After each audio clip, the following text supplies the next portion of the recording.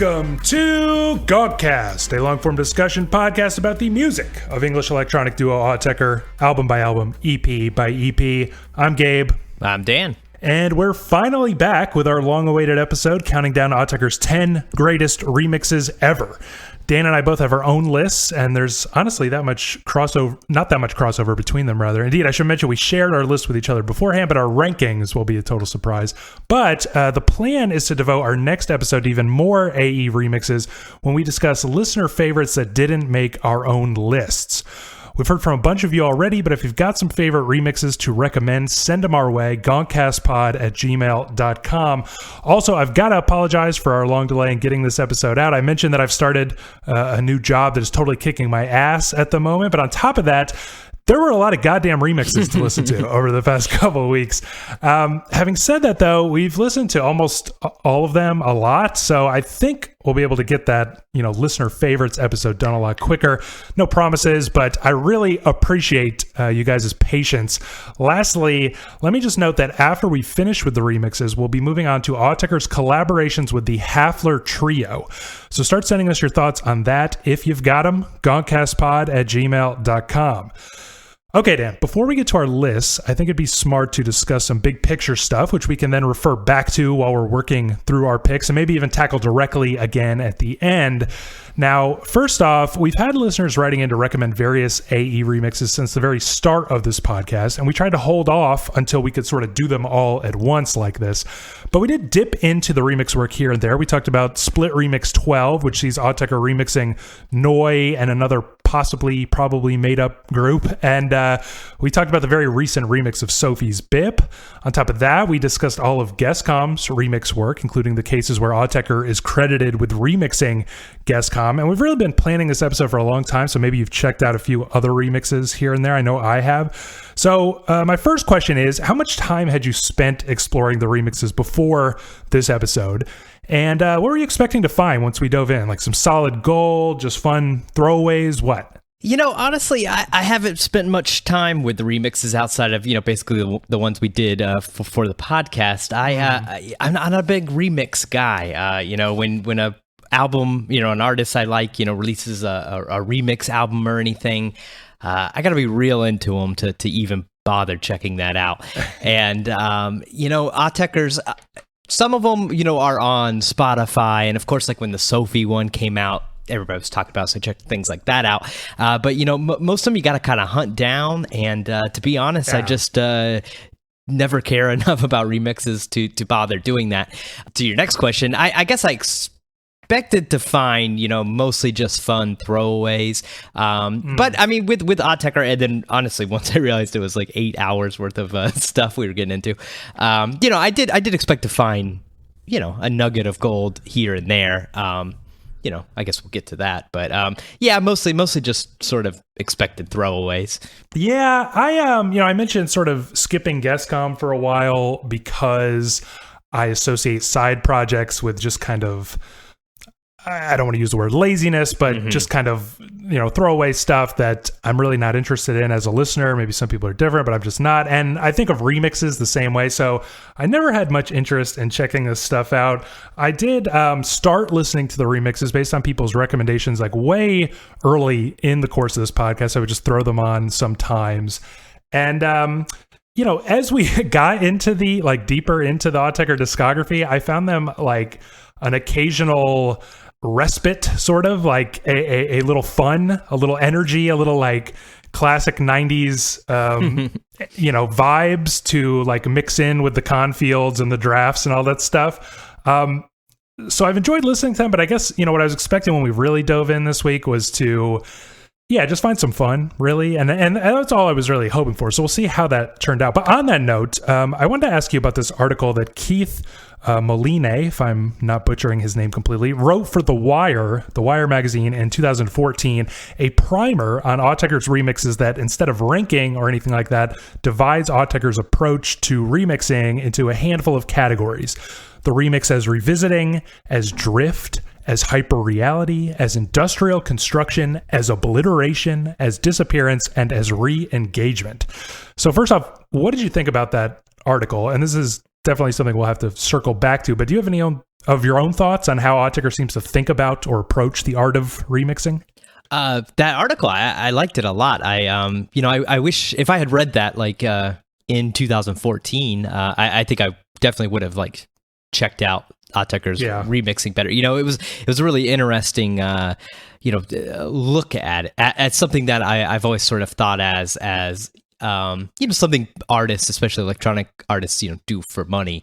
There's the famous 26 mixes for cash and stuff. And I've always felt like at least he's honest. Like that is sort of like the whole point of that. But that article really like sort of I don't know, made me like think of it in a different way. And it was I even like the categories it brought up, because one of the things, some of the remixes that I was familiar with, kind of fell in that disappearance section, and I think that was sort of like the one of the song from Earth. I'm a huge fan of Earth, so when I knew about that remix record, and then Auteker's on it, another band I like, obviously I checked that song out, and it's one where they've just completely disappeared. It's just basically an Earth song that they've like literally mixed differently, remixed.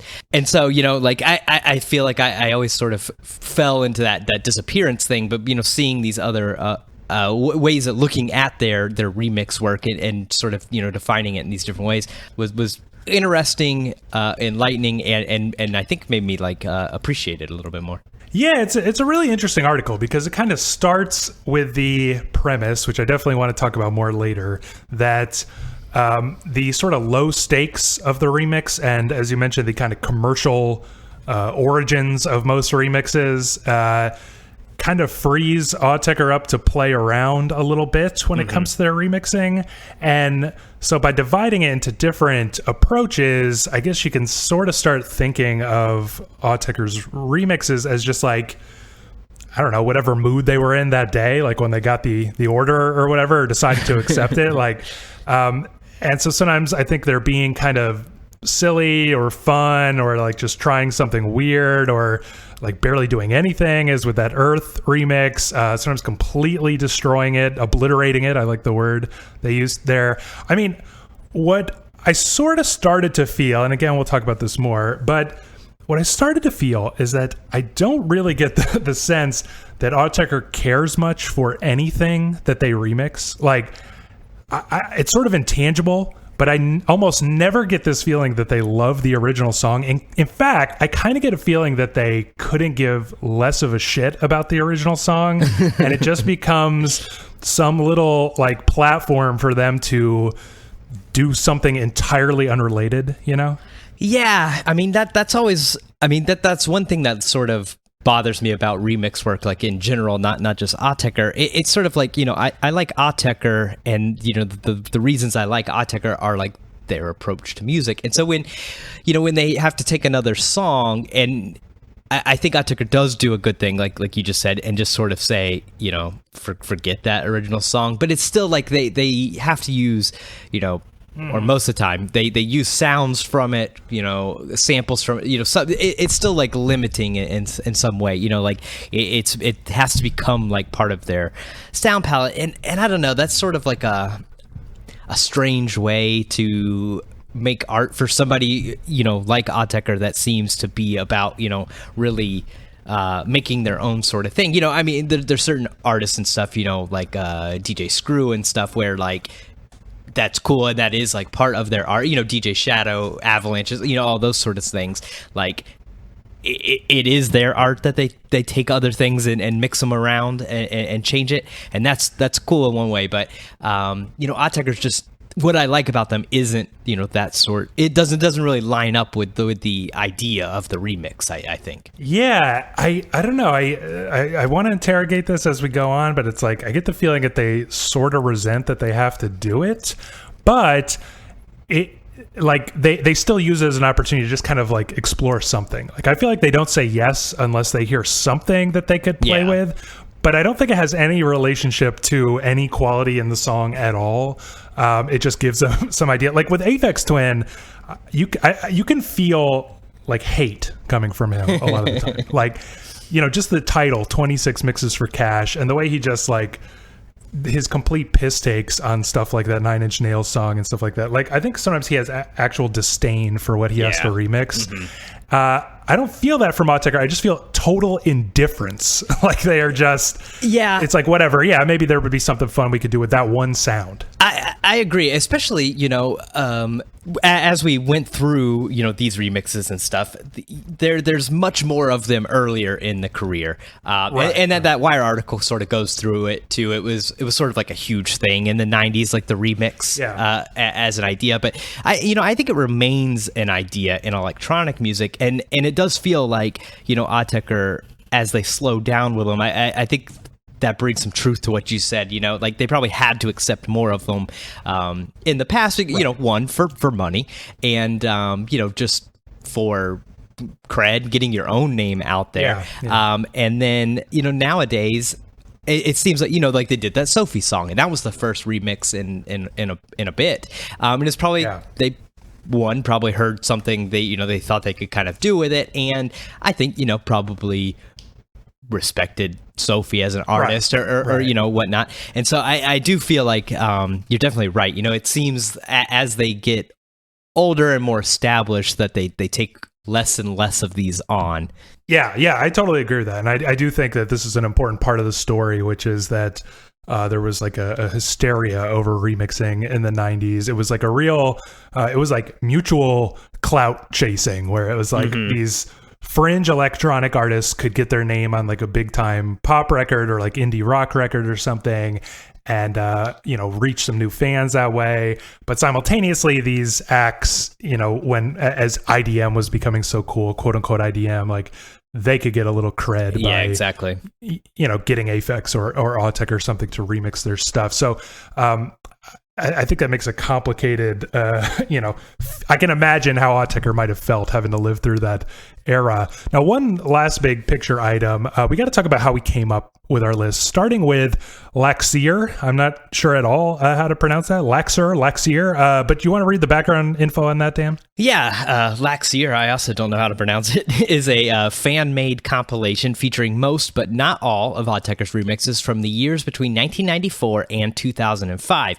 It started to appear on file-sharing sites around that time, but it received some kind of an update in 2008. It then got an unofficial extra disc, which feels weird to say because it was never official to begin with. In 2014, which added another decade of remix material, attempts have been made to collect everything Laxier is missing, but at the time of this recording, and regardless of what permutation you manage to get your hands on, it remains the definitive AE remix compilation. We probably can't get away with uploading it for you guys, but we'll put the info page in the show notes of this episode so you can track it down yourselves. Yeah, and I'll just add that in the Ask Auteker Anything from 2013, the guys were asked, have you considered releasing a remix compilation, and what do you think of the bootleg Laxier compilation that's all over the net? I, for one, would prefer good quality versions of all these tracks. A 7 CD box set in a similar vein to the EPs box a couple of years ago would make me gush. Sean replied, licensing nightmare. We suggested it to Warp back when there were only about 40 of them, and they passed on it. If any labels want to do it, contact us if you want it to be above board, that is, because trademark issues. So, I have serious doubt that's ever going to happen. But I think we both started this process by listening to all of Laxier over and over again, and I'm curious to know what you think of it as a compilation. The description reads, the tracks, which are in rough chronological order, display the evolution of Auteker and more generally the change of electronic music over a decade. So does it work like that as a whole for you? You know, it gets to be a bit much, I think. You know, when you look at it as this whole 7-disc, you know, kind of thing, I think it reaches around 8 hours at that point, and it's like, you know, NTS also reaches that point, but I think, you know, NTS is like designed to be that long and that sort of thing. You know, these remixes just being a compilation, I think if you try to listen to the whole thing in a sitting, or you know, as a large chunk over the day or so, as I did many times, it gets to be a little tiresome. I really came to enjoy it all a lot more once we had narrowed down our two lists, and I made, you know, two separate playlists, and you know, I really I really began to enjoy it more. I think also it being in chronological order, I think that's the way to do it. Any sort of those, anthologies. I mean, the EP thing is the same way. I think it's the correct way to list it, but it does become a little tiresome because, you just sort of get this like sameness, kind of, even though it changes over the disc, it's just like you're always sort of like, now you're in, the late 90s, now you're in the, 2000s, now you're in the, late 2000s. But honestly, I feel like you're like barely changing because there's so much remix stuff in the mid 90s. Yeah, exactly. You're stuck there for so long. Yeah, the vast majority of Lexier is like, it claims to show the evolution of electronic music, but it shows the evolution between like 94 and 96, basically, exactly. For like the vast majority. And then we get like a little bit of the stuff later, but they slow way down. So yeah, I mean, I agree. It gets sort of tiring. And I don't know, but it's still interesting to hear. I still found it kind of, because of like the, I want to say cohesiveness, but just like the sort of similar style that's running through this whole thing. I found it quite pleasant to just have on and not pay close attention to. Like, it actually really worked well that way. That's true. I did have it on, several times, like throughout a day of work. And it was like the days, when I first started listening to it, and I'm not really so worried about my list, notes, I'm just sort of getting a feel for the thing. That was sort of more entertaining or enjoyable, I guess is the word, because I would just have, it was just on, and I mean, it's all good music. I don't think there's anything here that I was, I mean, as with the whole Auteker discography, there's nothing that was like offensive to the ear. You know what I mean? Well, after listening to Lexier a bunch, how'd you go about making your list? And I should mention, we listened to the sort of extended version that brings it up to 2014. I tried poking around a little bit for stuff that didn't make Lexier, and I don't know, nothing was like really super grabbing me. And because it became sort of a ritual of mine to just listen to like Lexier, just have it on in the background all the time, I found myself basically just picking tracks from that. But what was your process of picking your list? Yeah, I pretty much just stuck with what was in Lexier. I knew there was a couple things missing, but I know I'm lazy. So if it was something outside of that, I mean, it would have had to have really blown me away to make it into the list. So I pretty much just like, that was my first culling, was saying I'll just take, and I did use the longer version, but I'll just take Lexier. And then I like I said, I had it on just in the background, sort of getting a feel for it for a day or two. And then after that, I basically just took a piece of paper while I was at work, and as I listened, I had a I made a little box of like, okay, dislike on the back. And then once I had gone through it a few times, I was sort of placed every song into one of those three boxes, and then from the like list, I further culled it down until there were just 10. See, I just kind of listened like all the time over the past couple of weeks, and whenever that moment, because it's so easy to like let it recede into the background, as I was saying, there'd be these moments where it would kind of like snap my attention, and then I would like jot that song down, whatever that was. And then I get that. That's usually how things made the like list. And I just ended up having like this little list of stuff that I kept wanting to like replay, and then I had to narrow those down. I mean, on that note, was it hard to actually get to the top 10? No, it honestly was easier than I would have thought. I mean, when we first started doing this, and I first saw that it was 8 hours, and I think it's I don't remember how many tracks it was, but I was pretty overwhelmed, I think, and I thought it was going to be so hard to do 10. But really, I mean, once I got it narrowed down to the ones that I that snapped me to attention, I didn't really have. I think I only had 15 or 20 in that. The okay list was by far the longest one, and then I think the order was probably a little difficult. And to be honest, if you asked me on a different day, the order would probably come up differently. Sometimes we on different podcasts. I don't know. Have we ever done a top 10 list on GONKCAST? We did we ranked the Japanese bonus track. That's it. I knew he had done one, but even that was different. Like on our other music podcasts we've done, we've ranked like album, like we did I think Sgt. Pepper's. And so it's like before we even start that podcast, I know what number one is, and right. I knew what number one was. I knew what, the last one would be too. Here, it's a little more difficult because it's not like, there's no day in the life here, Right. I felt like there was a pretty high like bar almost the entire like group, it was like there was nothing really bad, as you mentioned. And yeah, so I feel like honestly on a different day I might change. And then I was even like listening to, because I was really trying to like just remember those songs that kind of like grab my attention, like you said. But then I feel like if we continue to do this for 2 more weeks, it might be like a couple other songs would do that. Like it would just happen, because I was even like listening to some of your tracks and I was like, damn, this is better than some of the ones I picked. Like, so I don't know. It's just like such a high, not super high, but all like high quality stuff that I found it quite hard actually to pick the top 10. It felt a little arbitrary. Just a couple more things I got to mention. One, did you consider the originals at all in making your list? No, not at all. I only knew a handful of originals, just originally listening to this, Earth, Tortoise, that may have been about it, So I just went with it, I wasn't going to listen to 8 hours of other music and then this music and stuff. So I basically just looked at this as if they were just Auteker songs, Yeah, me too. It was basically the last thing I did was check out the originals. Literally the last thing I did, yeah.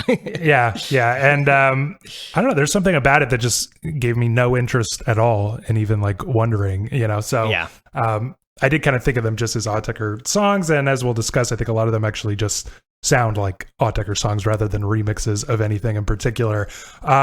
Okay, last thing I got to mention is our rule where we decided not to include stuff that we have already talked about. So, that eliminates just a couple things that I mentioned, but I think most importantly, it eliminates the Guestcom remixes, from this and that, and the Keynote, the Auteker Keynote remixes. These are pretty.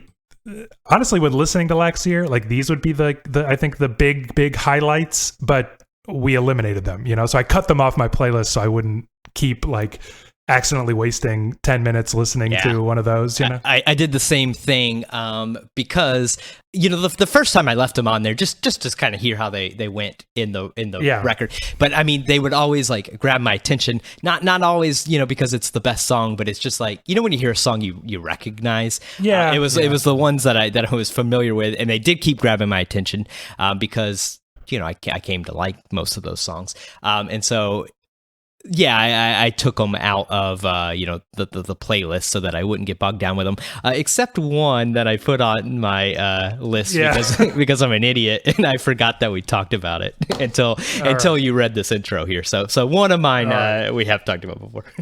Well, we will get to that, but I can kind of safely say I think that like the Keynote remixes in particular would probably be like number 1 and 2 on my list. Definitely. I mean, I think we didn't include them. I think we even talked about that during the Keynote episode about how vastly superior they are, just even in the Guestcom discography. Yeah. So, okay, let's get into the list now, and bear with me because we're keeping again the orders secret from each other. So I've got like all these notes in my notebook that are not in the right order. I have notes on our doc that are not in the right order, so I'm gonna have to like find everything. But let's hear it. What is your number 10 favorite Auteker remix? Yeah, for the record, I rewrote my notes in order. So I'm that was smart. Yeah, I'm the smart one this episode. My number 10 is Parole's Auteker Repulse, is the full title there. It's a remix of Paroles by Mike Inc., an alias of Wolfgang Voigt, better known, of course, as Gas. Is released along with the original on a 1996 EP also called Paroles, though it looks like it was simultaneously released under the name Polka Tracks for some reason also. Okay, so why'd you pick this one? Yeah, I didn't know that this was had anything to do with gas, basically, until reading our little intro things that you wrote there. I do like gas, so maybe that's not surprising. But I like this one because it's got like a real sort of ambient like kind of feel to it. I really love the like. I assume it's like a bass synth. It's just sort of like howling in the wind in the background, which, now knowing that it's gas, it that sort of makes some more sense. And I just really love the bass drum, like not only the sound of it here, it's just like a really like good sounding bass drum, but also like the pattern of it is really great, almost in like a sort of krautrocky way. Like it's not technically, it's not like a motoric beat or anything. It's just I don't know, the pattern of it sort of like and sound of it just sort of gave me that feel, which I of course love. So that's why I had to grab this one. Yeah, I mean, I guess I should mention that it doesn't sound a whole lot like Gas. I mean, it's not his Gas project, and I don't know much about like this Mike Inc. Alias, but the original track is kind of like a pure like electro acid workout. It almost sounds like that high NRG genre of music, or like a Italo disco kind of genre.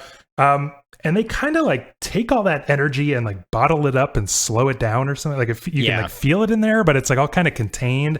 Just a striking track. It didn't make my list, but it's just got this kind of, I don't know, heavy slam of a beat. It kind of reminds me of like when Mike Paradinas goes like real hip hop or something, like real breakbeat sometimes, and I find it kind of, I don't know, just like droning on a little bit until toward the latter half, you get this like big lush wall of just like strings and synths that is like stunning, absolutely stunning crescendo. And then when it drops out, I actually like the track a lot more for some reason, like in the absence of this huge wall of sound.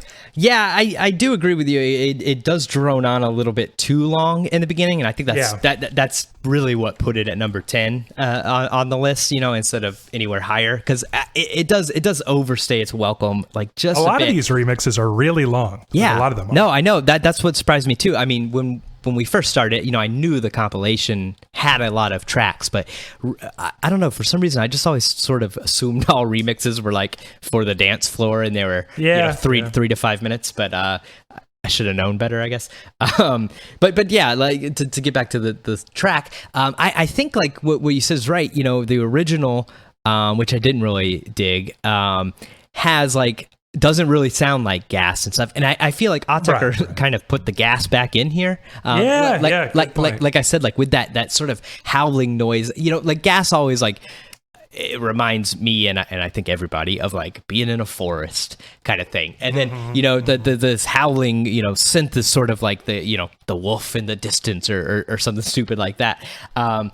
And even just like the Gas isn't known for being high energy, but it does sort of sometimes do that, like there's a beat happening, it just sounds like so far away that like you could tell the energy's there, but it's like it's been stripped by this filter or just by the distance of it. And I sort of felt like that's what this one did. It was like Auteker put the gas back in Gas here. Yeah, that's a good point. I tried to dig up like Auteker comments if I could find them. Not so easy to do, but this isn't exactly related. But in the 2013 Ask Auteker Anything, the guys were asked, "What do you think of Wolfgang Voigt's Gas project?" Sean replied, "Really like it. To be honest, I'm a huge fan of his anyway." He was then asked, "Awesome. Do you have a favorite Gas album? Also, do you like his recent stuff?" Sean replied, "Pop, because of nostalgia. And yeah, I love SOG I don't know what that means. Daring, perverse, annoying the minimal techno crowd, full marks. Rob added, favorite Gas LP is Pop 4, track 6 and 7 quite specifically. So there you go. I'll also mention that we had a few listeners going to try to read these as we go through. When we did get listeners writing about what happened to be our favorite remixes. Listener Tom named it his 10th favorite AE remix, just too. like you. And honestly, Tom comes up a lot here because I feel like he has very similar taste to both of us somehow. His list was like very similar to ours, but he wrote, this would fit on Anvil Vapor, a slow build from mechanical beats into something quite lush and rich. And then listener Darren named it his 7th favorite AE remix. But I feel like listener Tom kind of nails it. It's like exactly what I like about it is like, you know, that kind of mechanical beats I'm okay with, but that like lush richness is really great. Yeah, I completely agree with Tom there, which is why I also put it at 10. All right. Well, my number 10 is Evolution of the Beast Auteker Mix is the full title. And it's a remix of a 1994 single from Palm Skin Productions called The Beast. It was released on a 1996 or possibly 1995 remix EP. I don't know why that's so confusing, called The Beast Remix. Now, I think why I picked this one is it was just one I found myself like, you know, listening in the background, kind of settling into the groove. The original is like a real borderline generic, like kind of down tempo, trip hop chill kind of a thing. You know, obviously like really fits 1994. I think this Palm Skin Productions original, and Auteker kind of like take I don't know, just kind of take a section of it, make it something a little bit more menacing. Like we've got this like really low bass kind of thump melody, but then it gets joined by this kind of light pitter patter of a hip hop beat, something kind of like DJ scratching, although to me it sounds more like a zipper, like kind of dancing around on top of the track. And then eventually these really like jazzy kind of chords and pads that turn even that menacing bass sound into something like very pretty. It ends up almost like, I don't even know how to, like going in through the back door and arriving at the same vibe as the original, kind of like it's very chill in that same way, even though like it felt very weird how we arrived there eventually. And I guess I just like it because I've mentioned this before on the podcast, but like I'm just a massive fan of Luke Vibber, particularly his project Plug and his project Wagon Christ. And this track kind of sounds like a combination of Plug and Wagon Christ. But what do you think about it? Yeah, this one I like. I don't think I really listened to the original, or I don't remember it much if I did. You know, it's good. This is one of those ones that always sort of felt a little background to me. You know, it never jumped out. You know, it was firmly in the okay list for me. You know, I think it is really it's nice, chill. You know, I think it's a good track. It just nothing stands out too much in it for me. Yeah, I kind of agree, and yet it was like I was just thinking like I enjoyed it so much while I'm listening to it. Like, what more? Like, why am I going to be greedy and like ask for more? Like, it feels so good. No, I mean, you know, there's definitely like you know, a role for that in types of music. I mean, you know, that's the original point of ambient music, you know, with music for airports and stuff. All right. Well, there are no listener comments, no Auteker comments. I guess nobody likes it as much as I do. So what is your number 9 Auteker remix? Yeah, number 9 for me is Odd Job's Systems Mono version. It's a remix of Odd Job from Phoenicia's 2000 album Brown Out. However, the single in a massive companion remix album called Odd Jobs, which features Auteker's version, came out in 1999. This one I picked, it's a pretty like sort of high energy track. It really gives me a lot of Venetian snare type vibes. It's got like a breakcore, you know, sort of percussion thing going on. But it's still, yeah, I mean, you can hear a lot of Auteker in it. Like there's this little, I wish I knew, you know, what sort of synth it was, but it's like the little like boop, boop, boop noise that happens a bunch at the front and stuff. Like these little like beeping trills. And I don't know, they just feel like classic, you know, early Auteker sort of sound, you know, an Incunabula sort of sound that I liked, you know, kind of sneaking in there. This one I don't incredibly remember the original. See, the original I think is like kind of good, actually. Like, a lot of these originals are not good, but I really kind of like this. And I should mention that, like, we didn't get any comments on this particular remix, but listener Mike did once write in to recommend that we talk about Phoenicia at some point, calling Brownout, quote, an amazing album. And yeah, I don't know how to describe it. It's got this kind of like stuttering digital, like thump of a kind of feel, like really fast and just really high def and like close to your head. It kind of makes me think of like Ricardo Villalobos, like kind of his mid-period stuff. I don't know, it's quite inventive, like digital sound design, and like Auteker fuck it up, you know? Like they turned it into like just a rhythmic chaos. Like it verges onto Confield territory, and you know, it's a little early for that. I honestly feel like this one, and there's another one that I picked that I feel the same about, but it's like they're doing a remix, and so they're kind of like, you know, who cares? Let's just push this as far as we want. Like even a little bit farther than they were at that point willing to go with their own music. And maybe little experiments like that actually did kind of, you know, free them up to, you know, turn the light bulb on or something to actually go a little bit farther out in their own project. Yeah, I could see that. I mean, I think that is like the benefit of the remix work, because I think that comes up here, you know, a few times. You know, it was always sort of hard to remember what you know, what track was from what year and stuff as you're going through it and stuff. And you know, and then what album period you're in, you know.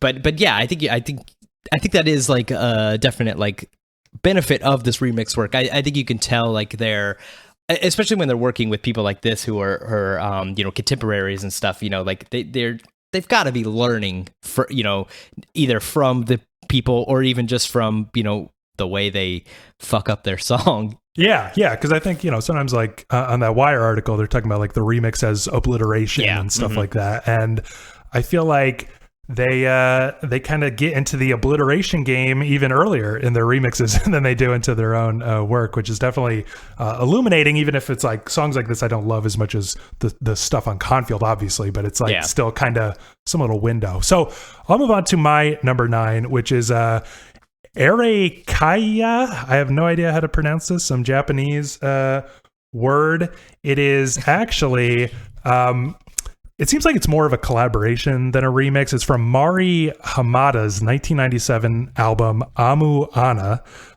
Maybe it's remixing something, but I can't figure it out because all of the available information is in Japanese.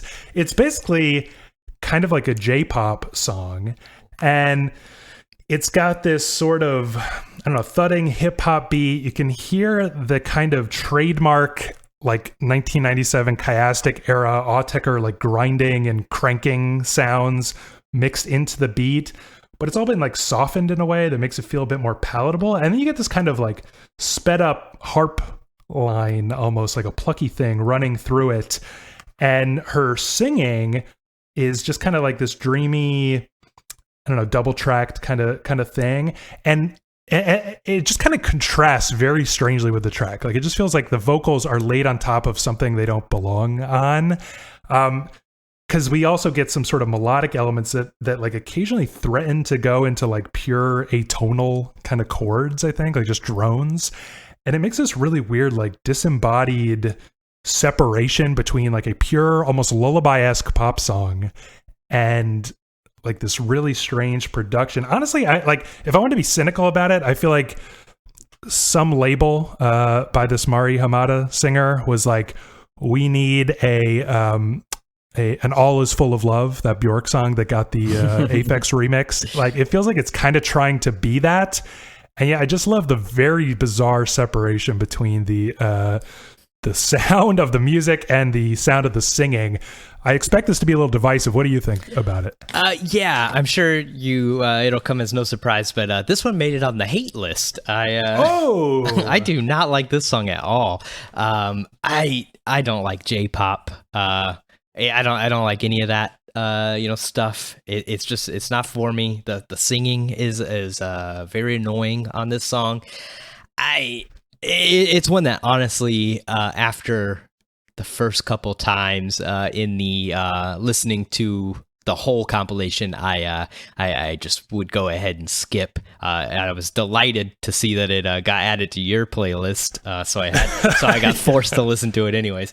But yeah, I do not like this one at all. I mean, it's interesting in the sense that, like, we've always talked about, how cool it would be to have like Auteker have, work with like a rapper or, or a singer or something. And so it's like, we sort of get a little glimpse of it here. And I think it still could be interesting. It's just, the vocals are not the sort of music I choose to listen to on my own. Yeah, I mean, I find it kind of catchy and nice and pleasant, but it's like there's something about just the dichotomy is so strange. Now, I want to mention, like, listener Tom put this at number 11 on his AE remix list and wrote, as the only actual song in Auteker's discography, I have to include this one. I almost kind of feel that way as well. It is so, like, striking and different from anything Auteker has ever done. I also want to note that I know for a fact that somebody else recommended we check this out like a long time ago, but I cannot find the email because I think they literally just included the YouTube link and were like, you should check this out. So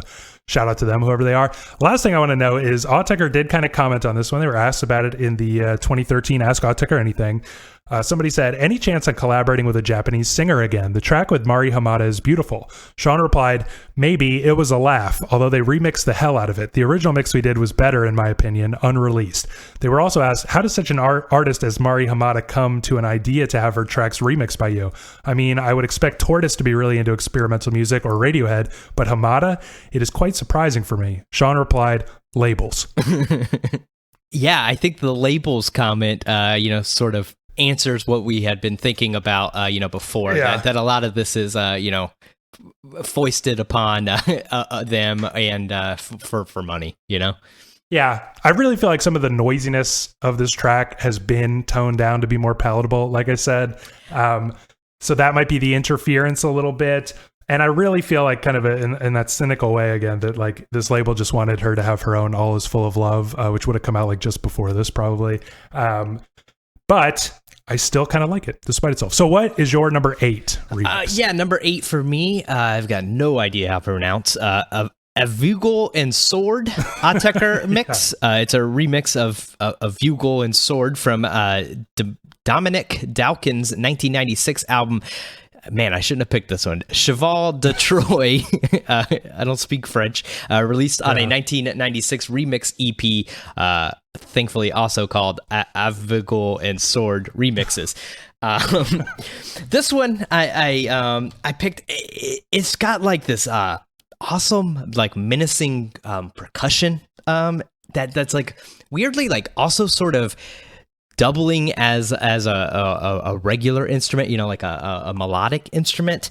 That's one thing that Auteker does a lot that I love. I mean, I think the main reason I love any electronic music and Auteker in general is I really love like percussion and drums and stuff. And here it's just such a cool thing to do, to like not just use it as the beat in the background, but it's a center of the song. It's really like pushing it forward, and I mean it's part of the main melody. Also, in the background, I really love the that like gritty like delay saw noise. It's like it's when you like, we used to do it all the time. It's like when you take the delay and turn the time, or the repeat all the way up, and the time all the way down, and you fuck with it, and you get this real like distorted, a bit crushed sort of like sound out of it, and they do that a lot in the background here, and it's just a really cool noise. Yeah, I mean, I kind of interpreted it as like almost a pretty straight up like palm muted metal guitar chug. Like that was kind of how I heard that like beat that's going on through, although there are those kind of fluttery loops as you mentioned, and then this kind of weird like clicks mixed with like a very glitchy hi-hat as like a pretty minimal percussion, but it's all like just this kind of like really heavy distorted like palm mute guitar chug, which was really striking. And also really striking that like the track never drops. It just kind of like keeps like almost building in intensity by just repeating this sort of chug. I liked that. I I like the twist on it. And I should mention, I feel like this was a common theme on your list, just for me personally. Like, a lot of the tracks you picked, the original song I think is like fucking terrible. And this one is so bad. Like I feel bad. Like this is probably just some obscure like French dude or whatever. I hate to shit on him, but like it's basically like some French Smashing Pumpkins ripoff, like kind of shoegaze, but just very rock. And I almost felt like building the entire track around like a palm muted chug was like Auteker making fun of rock music or something. Maybe, yeah. I definitely didn't like the original here for those same reasons. But yeah, I mean, maybe that is like sort of the joke. And I guess maybe that is what that sound was. I don't like metal, so I didn't You're think so of it. unused to hearing it in Auteker. It's like you didn't even recognize it as a guitar. I honestly didn't. But yeah, I mean, maybe that is sort of a humor in it. But also, I mean, that I didn't realize that until you said it. But I that is one thing I like. I like when people, use a sound as something else, in music. Yeah, and so that's a super creative, neat thing. I mean, honestly, that makes me like that more. Yeah, I think it was very cool. I also didn't make my list, but very cool. And I'll mention the listener Tom named it his second favorite AE remix and wrote dark and brooding, incredible crunchy percussion. So maybe he didn't recognize it as guitar either. Maybe I'm mishearing something. Let us know what you think. GONKCAST@gmail.com. So you do love the Smashing Pumpkins, don't you? So you're. Why'd you have to bring that up? Just got to embarrass me here. Some of the early stuff I like. I'll admit it. I like it. You know a good palm mute when you hear one. I do. I'm into 90s alt rock. What can I say? I like it. So my number 8 is Gold Auteker Mix. And this one is a remix of Gold from Lamb's 1996 self-titled LP. It was released on a 1996 single for the track. I guess what I like about this one, I mean, when you listen to the original, it really sounds like kind of a Portishead ripoff, like just kind of a trip hop thing. And there's kind of like chopped record sound effects going on, like not like how that sounds, but just like weird, almost like plunderphonics-y use of like kind of texture over the thing at different points over like an otherwise pretty generic track with like really the singer is like doing, I think, an impression of the singer from Portishead. And what Auteker does with it is they kind of twist it again. Like they take just one little part of it, like one little part of the bass riff. You can kind of hear it, but it's just looping that little part. We get this kind of weird, like almost frantic start-stop beat. Like it feels kind of subdued and mellow, but if you really focus on it, it's quite like chaotic, the beat.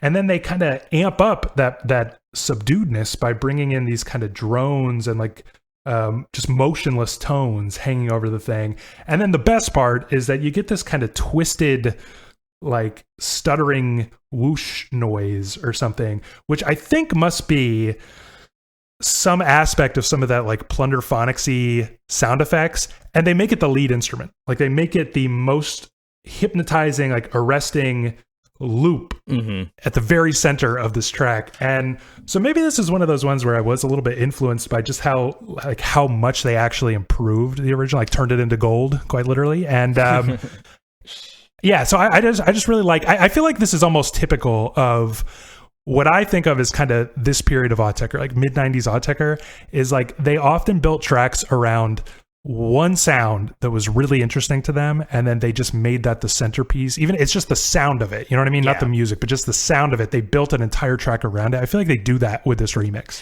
Yeah, I mean, again, that's one thing that I envy about Auteker is that ability to like focus in on just like that one thing and build something from it. This song I liked. It was one that after we had locked in our 2 playlists and going back and forth listening to those, I sort of, if I was on my own, I probably would have bumped it into my list, but I couldn't change everything up on you. So I didn't, but it's definitely like if I have to put it somewhere on my, I'd put it at number 11 at this point, I think. Yeah, I really, really like it. Listener Mike actually wrote in and called it Auteker's best remix, or at least one of their very best. He added, they take that track in a completely different direction. If you didn't know it was a remix, you would think it's one of their original tracks. So great.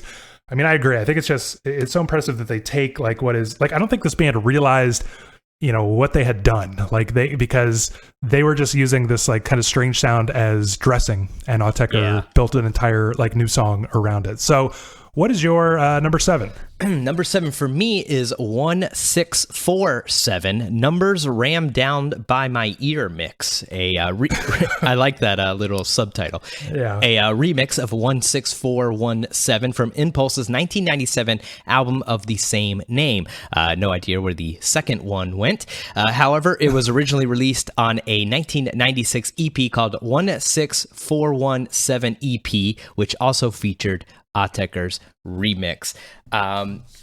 This song, it's just great. I really love this one. This was one that I kept almost putting further up in there. First off, the drums here are fantastic. It's like it's like a marching band beat. The beat is like a marching band, but it's not the sound like a marching band would make. It's not like it's these electronic, like, I don't know, evil sounding kind of drums, which was like so cool. It just like really settles in on that that marching thing, and it just makes a really nice little jam. In fact, I was at the gym today listening to this, and it was a good treadmill song. It was which I don't get normally with Auteker here. But yeah, it just really like hits a stride and holds it, and I don't know. This is another one I almost bumped up, but I had already printed my list on paper, and I didn't want to scratch it out.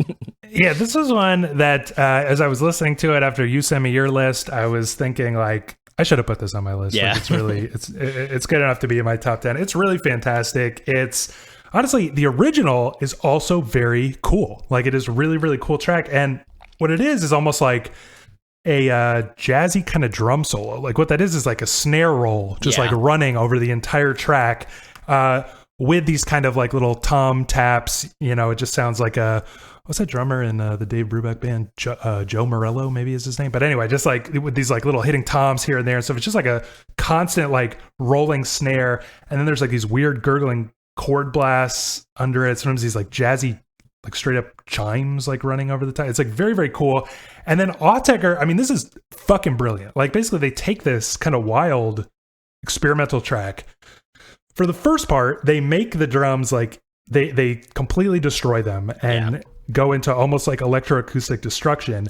And then they sort of like turn this wild drum insanity, like really digitizing basically what is a jazz drum solo. And they turn it into almost like a normal beat for this, like the prettiest, gentlest, plinking piano kind of melody with this really like full, warm bass accompaniment. They turn it into like a stunner of a melodic piece. But the whole time you kind of feel like, maybe it's just because you got to hear it in the beginning, but you feel like that kind of violent chaos is like simmering underneath. Like the drums might go nuts at any moment, Yeah, it does always like it threatens to, you to have that evil sound, come back on you at any minute. Yeah. I just think it's so impressive that they basically took something like wild and out of control, made it more wild and out of control, and then actually pulled way back and made it almost normal. I mean, it's like a masterstroke. Listener Tom, by the way, named it his 6th favorite AE remix and wrote, "Pretty wild until the beats settle down, then the top tier melody takes over." Couldn't agree more. I really would. I mean, we were talking about this like recently with GuestCom, but it's like, this is another one of their like honestly strongest melodies. They don't do it a lot, and it's like really, really strong. Yeah. I mean, it does sort of seem like the melody, kind of comes up in the remix a bit, but it, I don't know if it's because they're working with other people's things or what, but yeah, I completely agree with you. Well, my number 7 is Skang Auteker remix. This is a remix of Skang from the Bugs 2008 album London Zoo. It was released on a 2010 EP titled Infected, which actually included a second AE remix called Skang Auteker Dub on some, but not all versions. I picked this one because I don't know. The original is like really interesting. It's almost like a classic in its own right. I feel like Auteker doesn't usually remix stuff like that, like such high profile kind of classic tracks. They're much more into, I think, the very obscure, like weird things. But the original is kind of like lacking in the low end. It's got like a lot of this kind of dubsteppy wubbing, but it's really given like a Suicide treatment, like the band Suicide, where it's like very thin and like not done sounding, but it really works for the track. And then what Auteker does is kind of, I don't know, make everything like deeper and heavier. That kind of like clang that's like running through the track is made, for lack of a better word, clangier, much more prominent.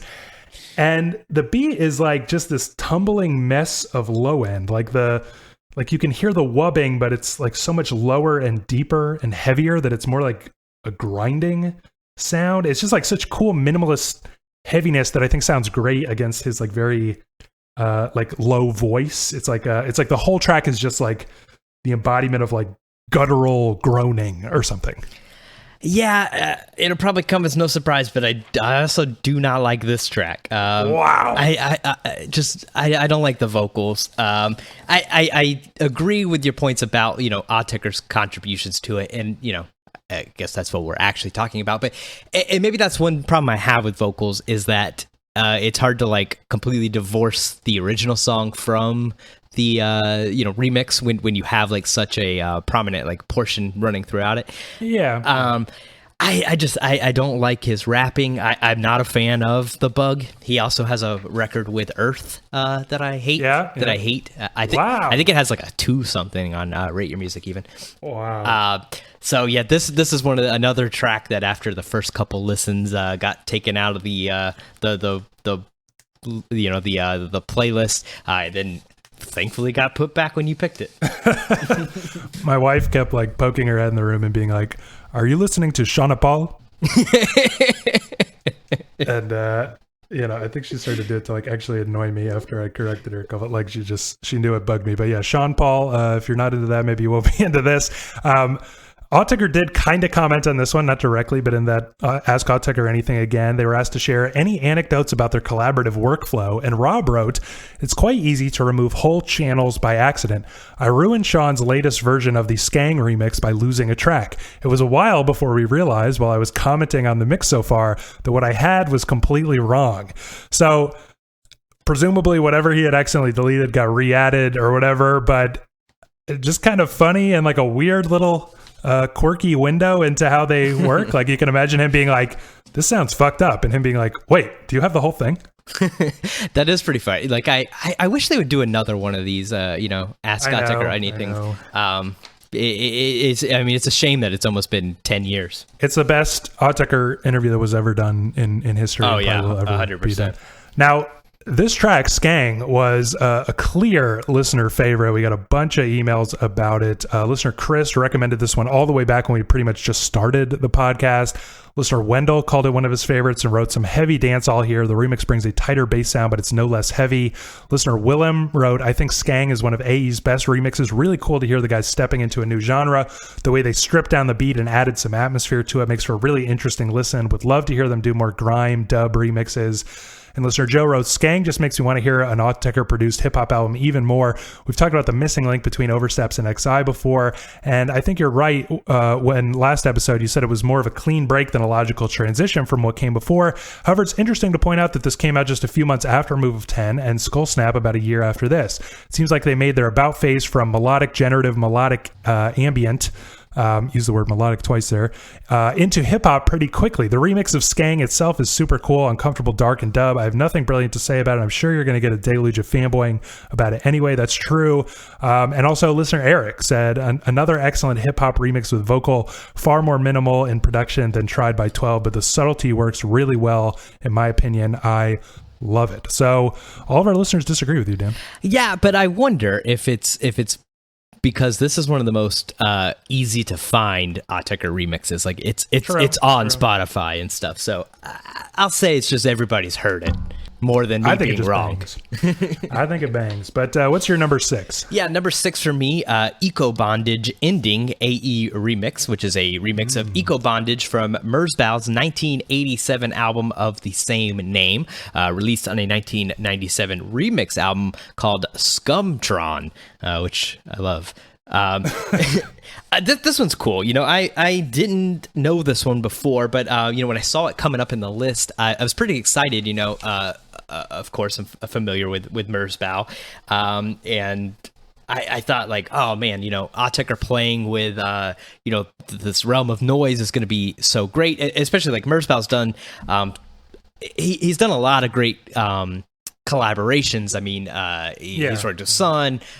They all just left me, but he's got Boris is the ones I was really trying to think of, and I admire some of Merzbow's stuff. I like a few of his records, but more often than not, it's the idea that's better than the actually listening to it. But I think like in these collaborations is when like you can see what he brings to the table and why noise is cool and why he's like a famous noise artist. And so so I was pretty looking forward to this, and it was different than I thought it was going to be. I thought Auteker would really like embrace the noise and stuff, but they really like almost sort of rein it in at times. They use like they've taken like his squelching and stuff, and they like use it as like, I don't know, like the sample of for a synth or something, and it's always sort of like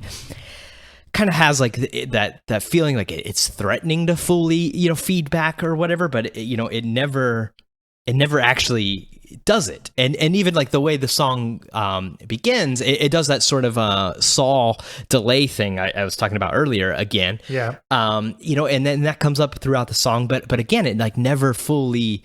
It never gets like as wild as it would get on a typical noise record or a Merzbow record, and I just thought that was like such a innovative way to like look at it.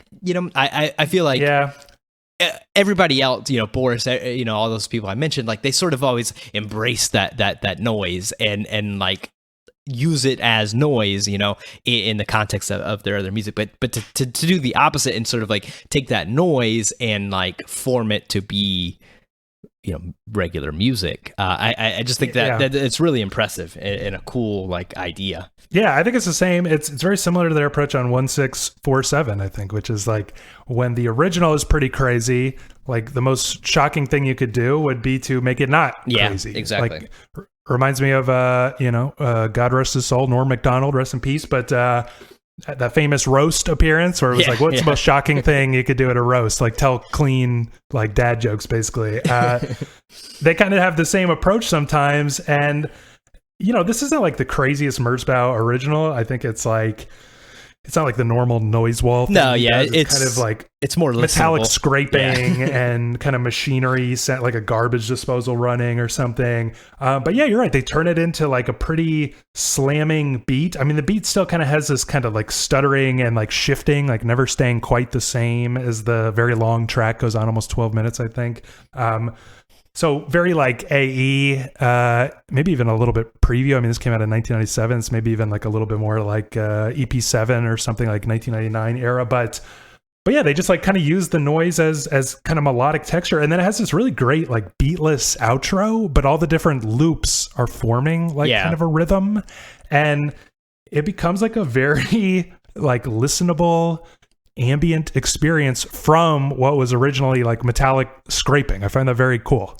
Yeah, I mean, it really almost makes me want like a Hafler trio kind of record like with Merzbow, or something. Yeah, it didn't go the way I expected, and the way it went was better than what I wanted, Yeah. Well, listener Tom named it his 16th favorite AE remix. Listener Tom coming up a lot here. Like I said, he seems to have really similar taste to us, but he wrote, at the wilder end of beats, pads, melody with a drawn-out ending that works for me. And listener Steve wrote, the remix of Merzbow's Eco Bondage is interesting. It sounds nothing like Merzbow, which is a shame. I would have loved to hear a more honest Merzbow-Auteker split. Did you come away with that feeling at all? No, I mean, I think that's what I came into it wanting. And then, you know, I got something different and learned, you know, that was probably better, you know, like that's, you can go in a restaurant and you want a hamburger, and then it's a fancy place, so they don't have hamburgers, and you gotta, you know, get something else. It was kind of like that. That was not a great analogy. Well, I will move on to my number 6, which is Hypnotized Auteker remix. It's a remix of the B-side from Lexus's 1996 single Criminal Elements / Hypnotized. Both tracks got remixed for a 1997 single called Criminal Elements Klute remix / Hypnotized Auteker remix. I picked this one because...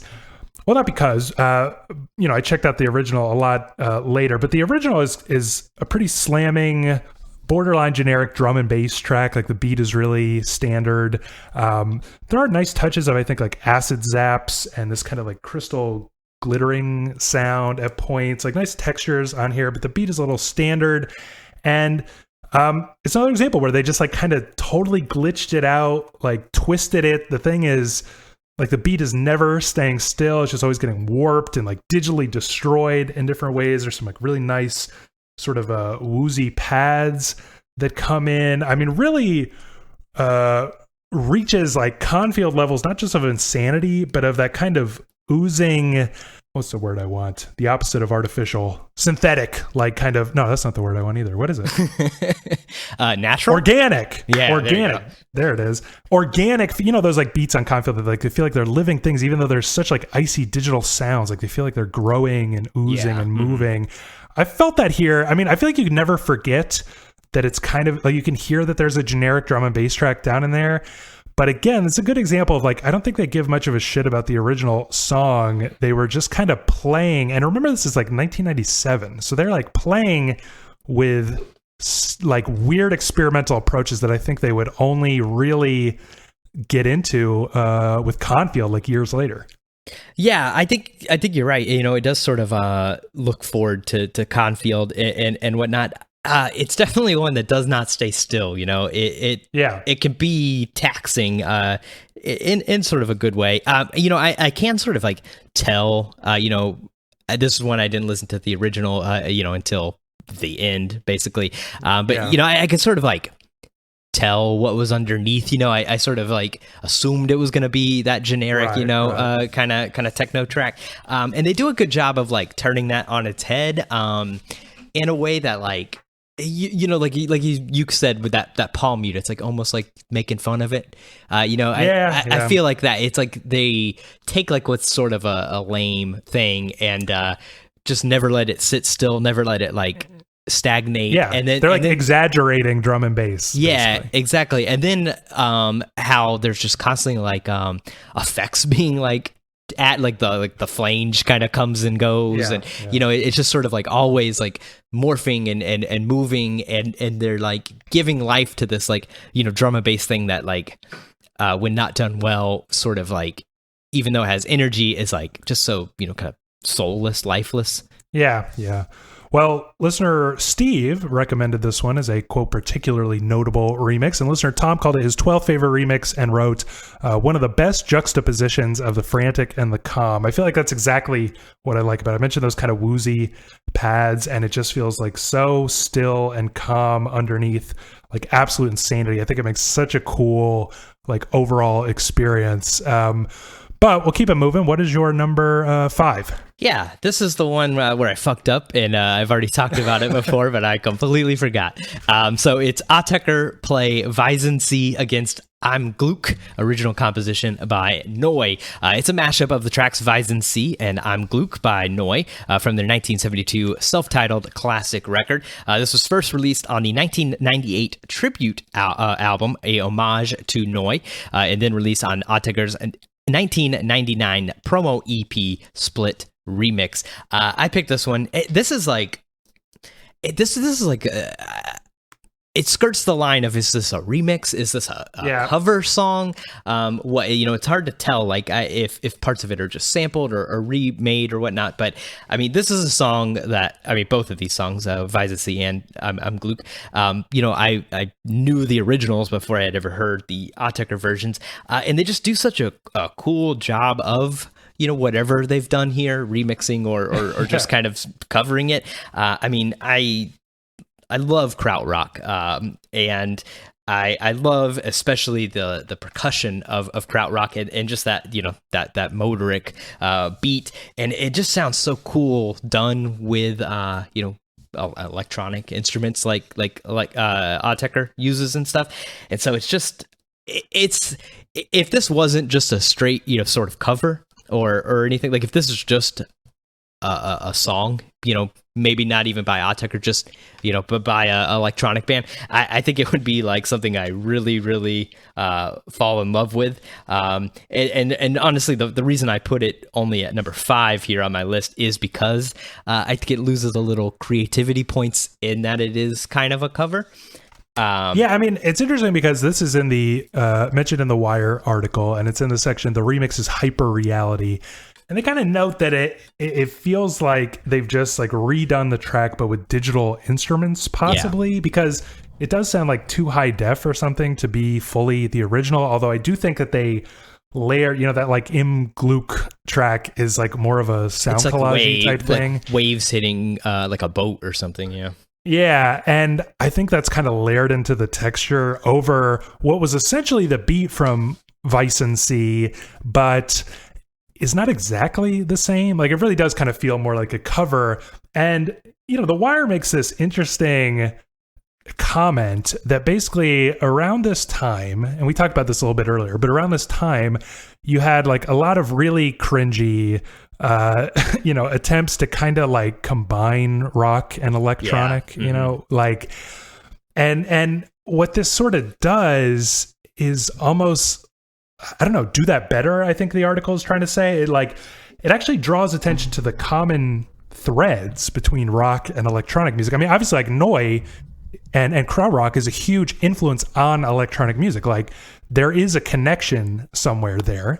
Obviously electronics are a big part of like, Kraftwerk and other krautrock groups, but there is a connection point there. And it's like in a non-corny way, because they're sort of recreating it in a more electronic or hyper reality context, as the article says.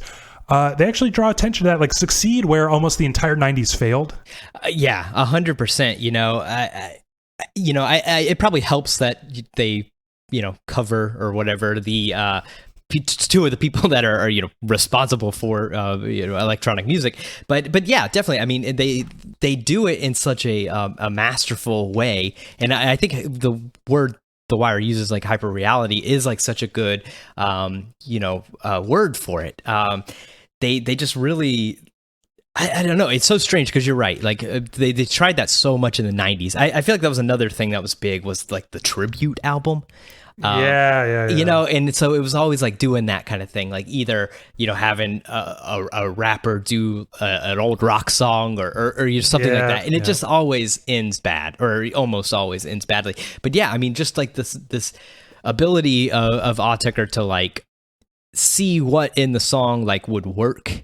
I mean, even just using like the I'm Gluck like sounds as like this texture and stuff makes that's such a smart move, like to know that like as an electronic song, like it needs this sort of like texture and feel behind it, and then to just like use another piece from that same artist is really smart, I think. Yeah, and I think the problem is that artists in the 90s saw these two worlds as different, and so they thought it was kind of like neat to mash them together, but really they don't have to be different. And I think Auteker's like track here really reveals that.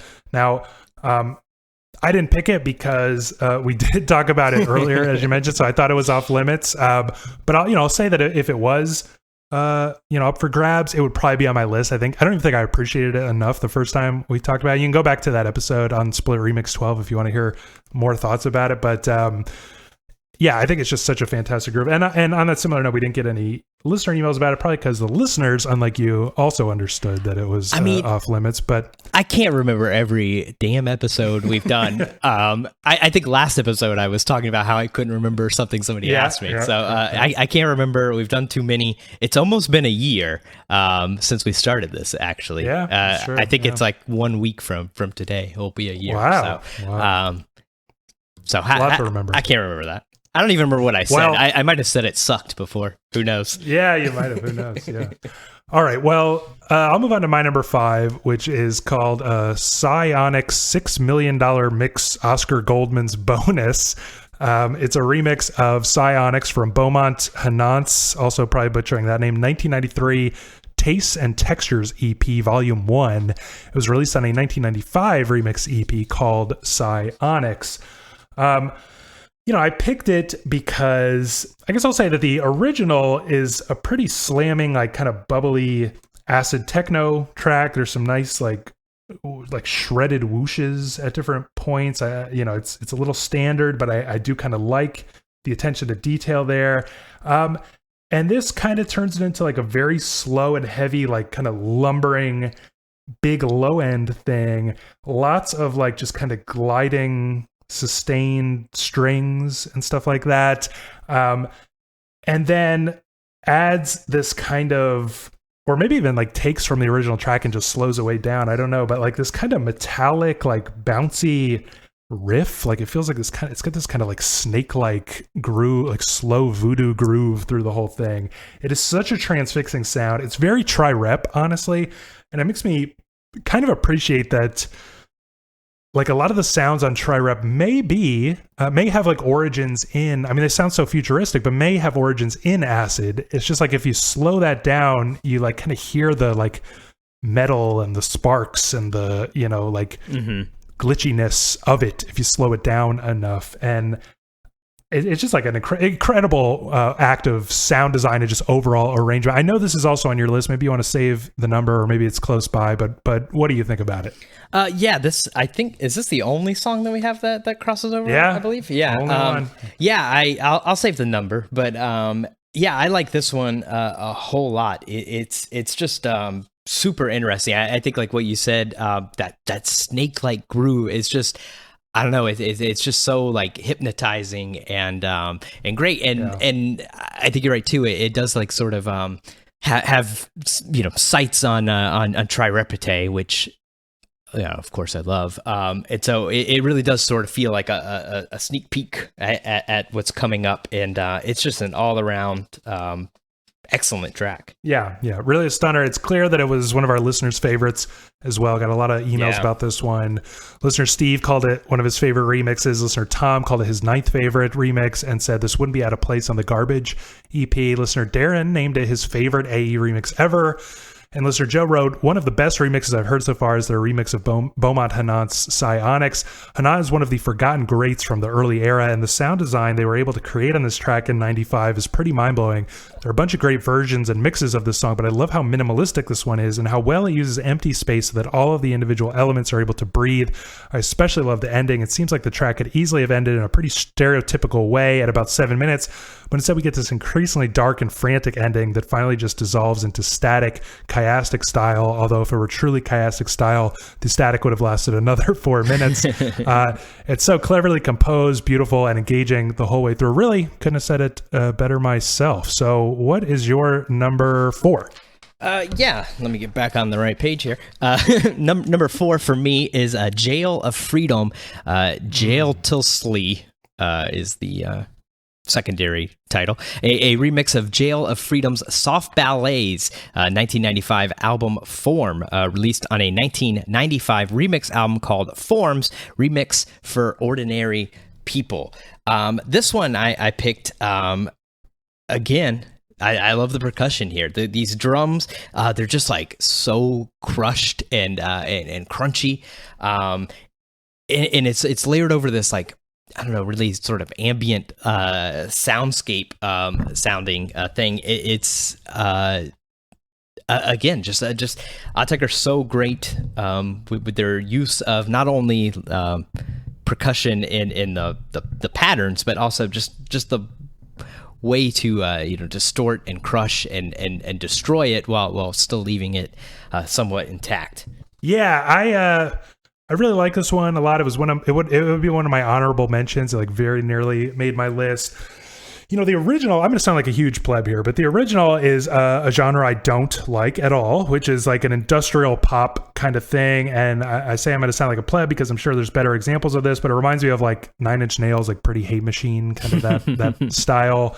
I really hate that shit. And it's got like kind of cringy, like Scott Walker impression vocals over the top, and like really distorted, like speaking over like different parts of the track. I mean, very cringy to me. Hope I'm not offending anybody, but here I feel like they barely use anything of the original track. Although I think you can hear that kind of like original synth like pulse kind of popping in here and there. And what becomes the focus is like this huge kind of tom roll of a beat that you mentioned that is just like mind-boggling. Like just the sheer sound of this thing is just so incredibly good. There are like lots of sharp blasts of static, like a weird, I think it's later in the track, but you get kind of like a metallic sounding like single bass string. It might even be like a MIDI bass, which would be more typical of that kind of like late 80s industrial rock kind of thing.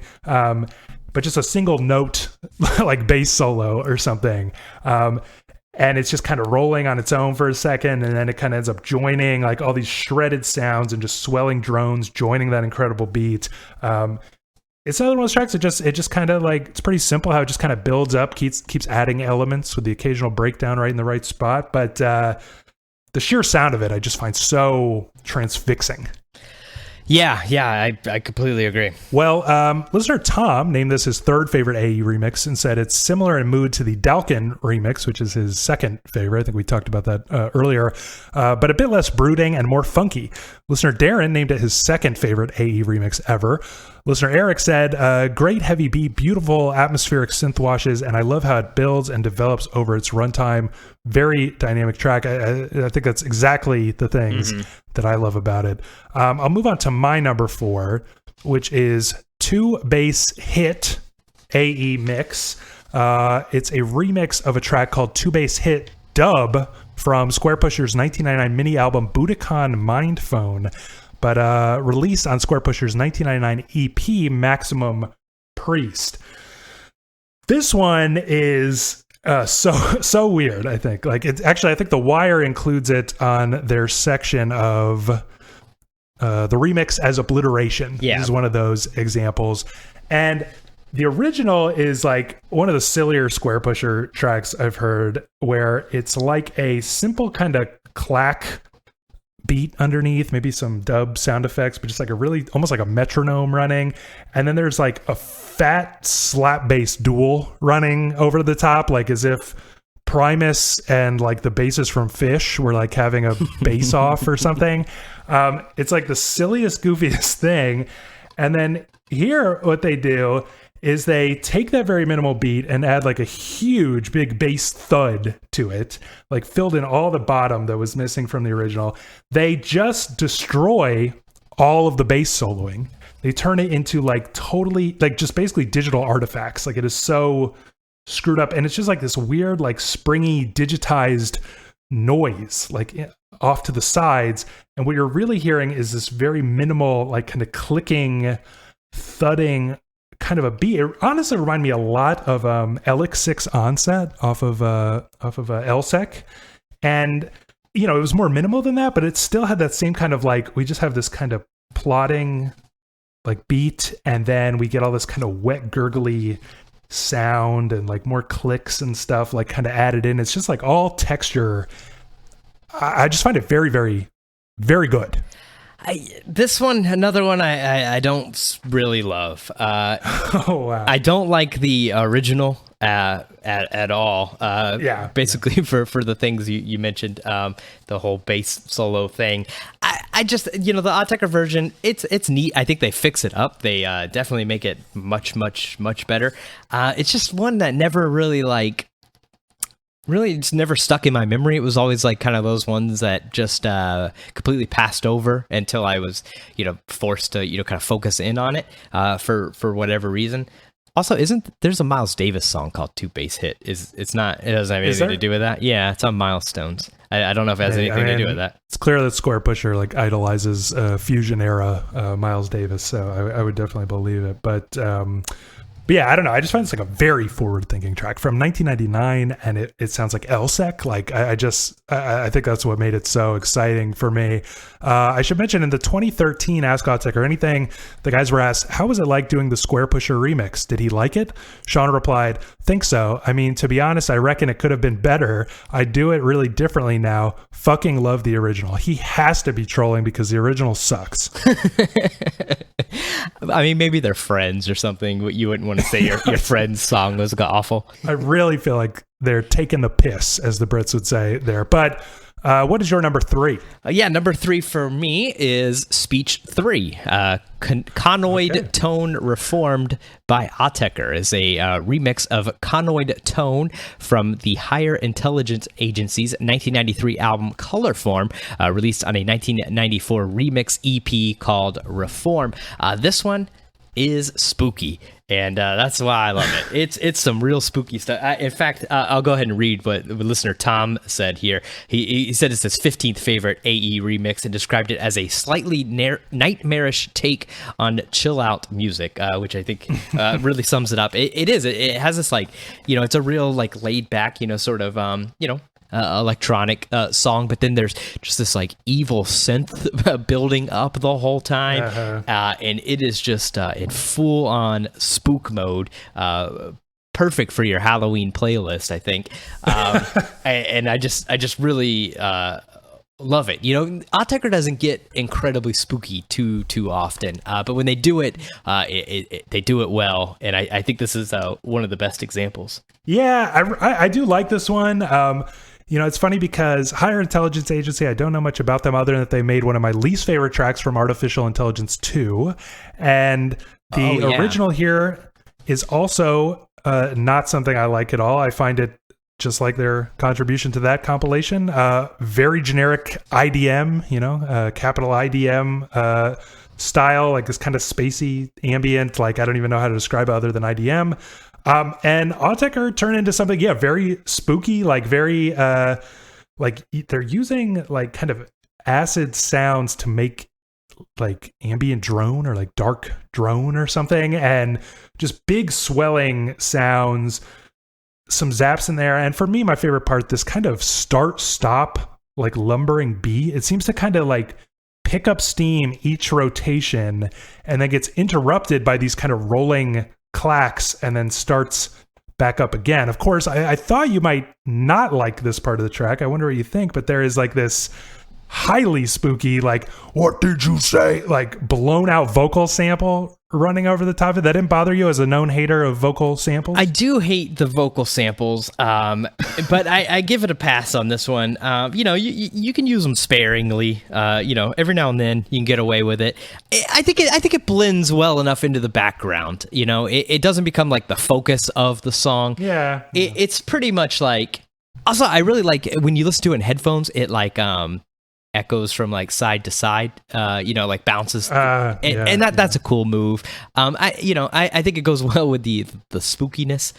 It easily could have been corny, but I think they handled using it well enough that I'm gonna let it pass this time. Yeah. All right. Well, I'll move on to my number 3, which is One Belm Auteker Mix 2. Maybe is what it's called. It might be called that. This one is pretty confusing. This track appeared on Sylvania's 1996 remix album Delay Timbre, but I cannot for the life of me figure out what it's actually remixing. On top of that, there's another remix on the Lexier compilation called One Belm Auteker Mix, this being Mix 2, but I cannot find any information for that apparently first remix. I sort of suspect it's mistitled, that first one on Lexier, but this Mix 2, it's on streaming and stuff like that. So this is clearly the real Sylvania remix, though more confusion on the original version. It's weirdly got 3 minutes of almost silence at the end, which has been cut from the Lexier version. So it's at a neat and tidy 8 minutes or whatever here. But messy origins, can't compare it to the original because I can't find it. It's also everything's in Spanish, so I can't figure out what the hell is going on here. But a very interesting track to me. I wanted to bring up, remember we complained about Sophie's Bip remix, Auteker's remix of Sophie's Bip. because we felt like they kind of missed the point of the original track. The original track was like all potential energy. It was like a club banger, but just no drop, and it's all potential, and it's like even more exciting for that reason. And then Auteker turned it into this like slow lumbering beast, and it seemed to kind of rob the thing of its magic. Well, One Belm is kind of that same soapy magic from the original bip. It sounds like it's going to be almost a generic like early 90s club banger. It's got these kind of like splashes of chords that are kind of echoing in like a rhythmic way, and it sounds like it's going to blow at any moment. Like you would hear that sound and you would know like it's 1991. I better run my ass to the dance floor. Like they're playing a banger, you know? And then it just never drops. It just remains like everything is really high. There's lots of like harsh kind of clipping hi-hats and stuff. Those echoing chords sometimes get like so echoey that they're like turning into white noise because they're really filtered like high. And it just, it's joined by like this big tom, but it feels like something very important is missing from the whole track. Like maybe the entire middle or something is missing from the track, because you just have these like grating highs, this booming tom, which somehow does not sound like a kick. It does not serve as the kick at all. And it's like a little irregular, like surprising every time it hits. And it just kind of feels like a club banger that has been turned inside out. I love it. Yeah, this one, obviously isn't on my list. It's good. I like it. I don't love it.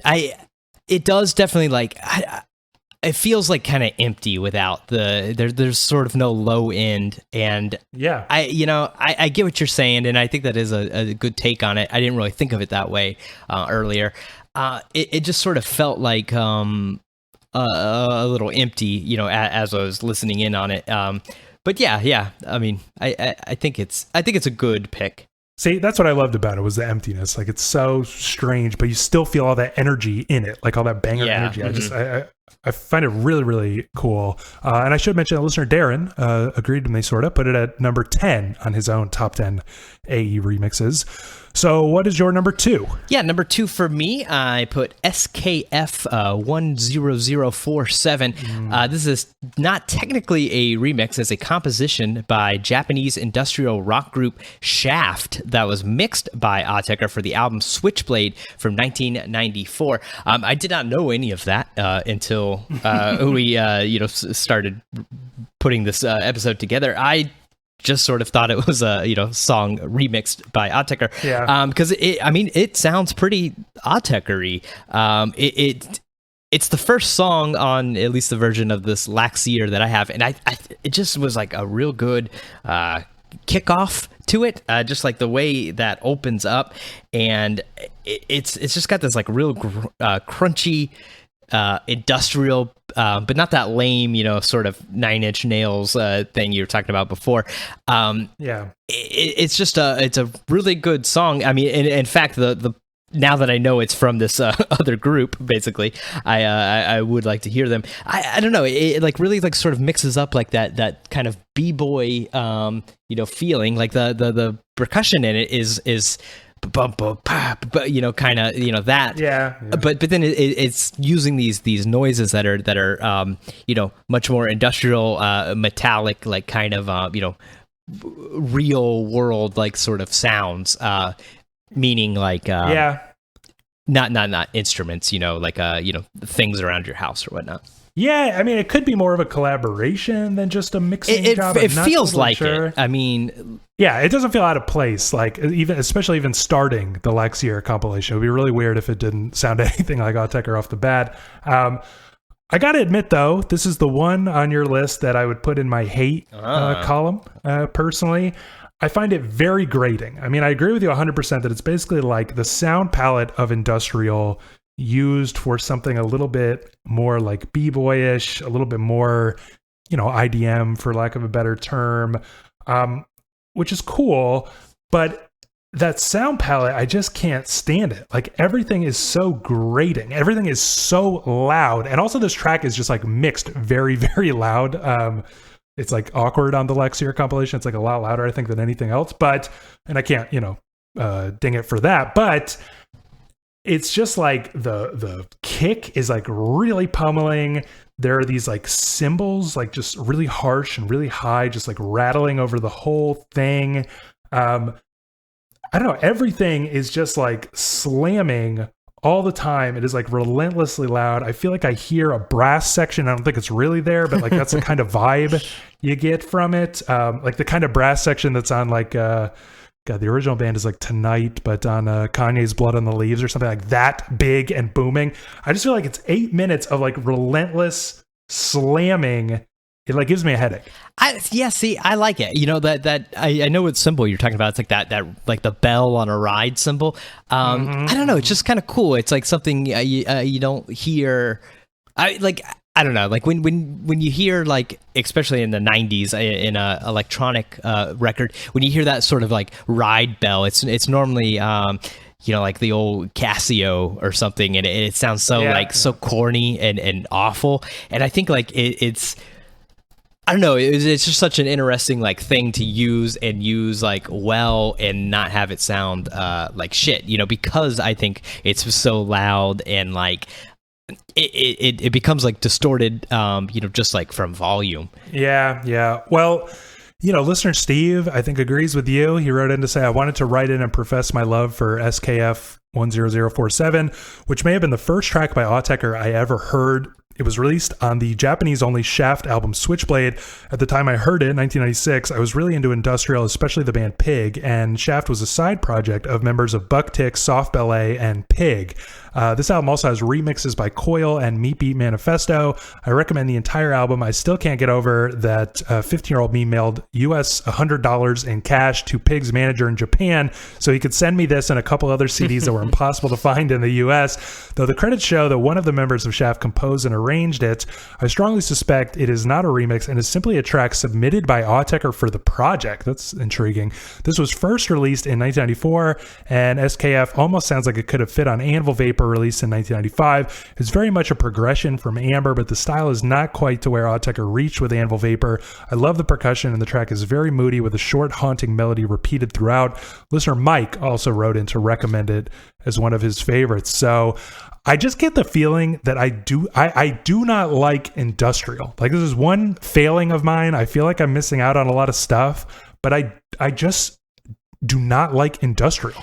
Yeah, I don't like a lot of it, but I do enjoy like some, you know, like Throbbing Gristle and stuff like that. You know, I enjoy like enough of it, and I always sort of like enjoy the sound. Like, I enjoy the sounds of it, but it's always, I hate the sounds. But it's like I don't know what is wrong with me, but I cannot like it. I guess I understand that, but it's always like almost every industrial band or anything that I hear, it's usually like they lose me in the vocals. It's a lot of bad vocal work in what I've heard.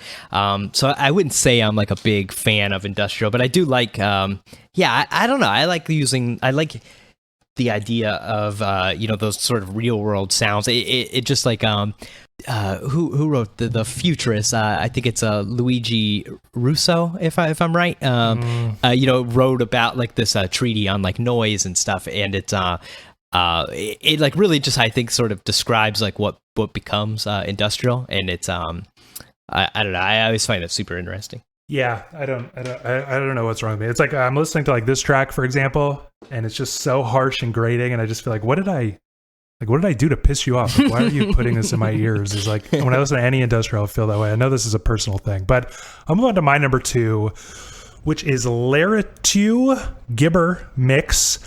This one might be breaking the rules a little bit. It might not even be a remix. It's basically just a Guestcom track, one of those Guestcom tracks that sort of claims to be a remix of something that was never released, but it appeared on Alternative Frequencies 3, a 1998 compilation released by Worm Interface.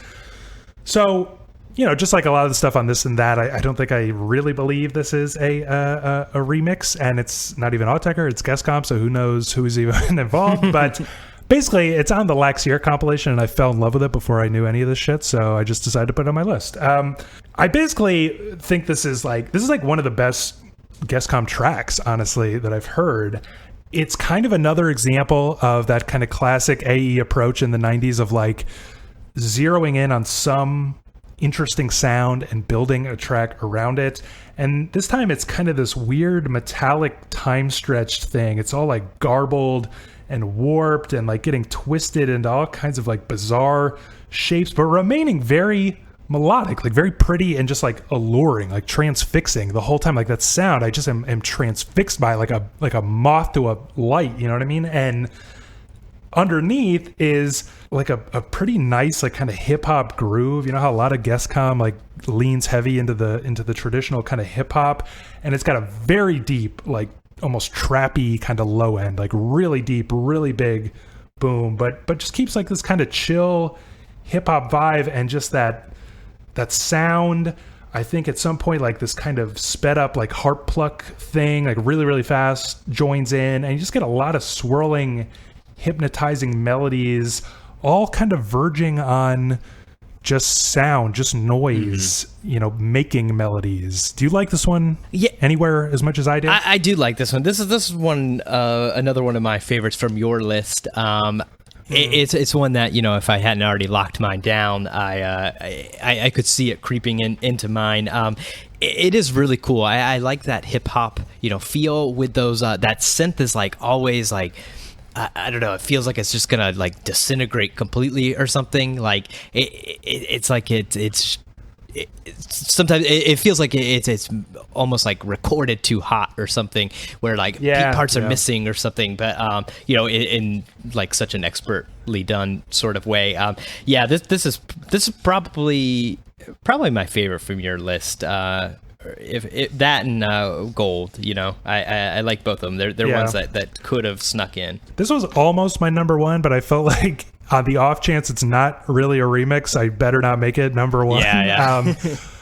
You know, on that note, listener Steve wrote in, he included it on his list of GONKCAST comp tracks that we should really try to cover. I think he was smarter than me, or recognized it's not really a remix, but he wrote, it's more like a cut up hip hop experiment, like a lot of GONKCAST is. It's not a bad track. I quite like the cheerful melody dancing around the beat. So it sounds like I like it a lot more, or maybe both of us like it a lot more than Steve, but I did want to read that because I don't know, I want to alert more people to this track. I think it's really, really a special GONKCAST track. Now, we are on to your number one. Yeah, it's the one we already talked about, which really takes the steam out of my sails. I didn't even put it together. Wow. I mean, any extra thoughts on it? I guess we should I'll say what it is. Yeah. Psyonix. Yeah, Psyonix, a Psy $1 Million mix Oscar Goldman's bonus, if you want to read the whole thing. I don't really have anything to add. You know, we went through it pretty you know, thoroughly, I think, already. But yeah, my number one. So thanks for fucking that up. Yeah, wow. Well, my number one is called Like a Motorway, Skin Up, You're Already Dead. It is a remix of Like a Motorway from Saint Etienne's 1994 album Tiger Bay, released on a 1994 remix EP called Like a Motorway. You know, the original of this track is like a very energetic synth pop track with very dreamy vocals. I get the vibe from some of our listeners who wrote in. This seems to also be a very popular one. That this was a popular song. Maybe it was more popular in Europe than here. Or maybe I just somehow missed it entirely. I've never heard it before, but it seems like a nice enough kind of synth pop track. And what Auteker does with it is like nothing short of phenomenal. They basically just use a single word, the word skin, sort of slow it down and just make it sound very like disembodied, very haunted, and it's just repeating over the top. This is, you know, 1994 after all, and I think it just sounds very Amber to me, and it sounds like as good as the stuff on Amber to me, if I'm being honest. It's like just a very Amber kind of beat with like scrapes, kind of very low bit rate, like whooshes, and like a lot of echo and delay on like these clacks and things like that.